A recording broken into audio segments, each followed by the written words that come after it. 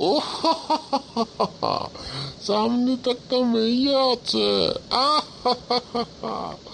এই এবার ভালোবাসার কথাটা জানিয়েই দিয়েছে।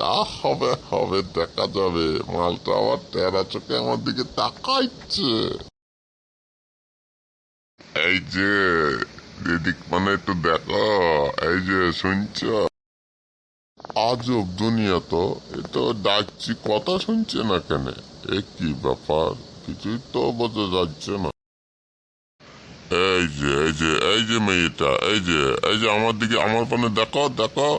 আরে তুমি এত সুন্দর মেয়ে যে এইভাবে দাঁড়িয়ে আছো, আমার তো তোমায় খুব ভালোবাসতে ইচ্ছে করছে।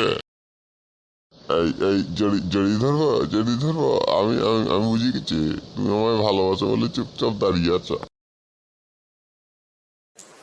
এই যে বেটা, এই যে এদিকে দেখো। বলি কি হয়েছে কি?